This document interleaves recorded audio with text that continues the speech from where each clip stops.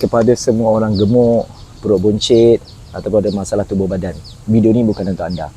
Video ni saya buat khas untuk orang yang kononnya ada six pack, kurus, slim, badan cantik. Jangan kerana badan anda sempurna, anda boleh menghina mereka yang anda rasa tak sempurna. Allah bagi anda kecantikan, Allah bagi anda kesempurnaan untuk membantu motivasi orang lain untuk mencapai apa yang anda capai.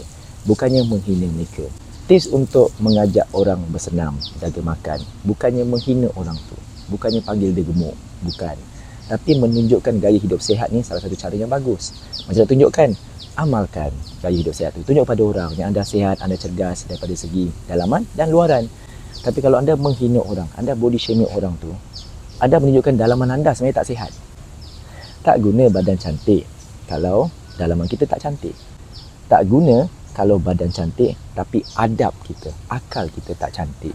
Kalau semua orang anda criticize, anda ingat orang yang tak jaga makan ni pemalas, anda panggil orang tu semua tak bermotivasi.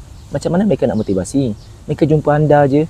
So berhenti body shaming orang, berhenti panggil orang pemalas, atau berhenti anggap semua orang sama. Semua orang ada masalah sendiri, tak semua orang sama. Saya lagi galakkan semua orang yang fit badan tu kat luar sana, menggalakkan orang lain hidup jaya sihat dengan menunjukkan cara yang positif. Tunjukkan yang anda suka bersenam dan jaga makan, dan jangan criticize apa orang buat. Berhenti bersikap negativity kepada orang lain. Let's make fitness, health dekat Malaysia ni jadi lebih positif, bukan negatif.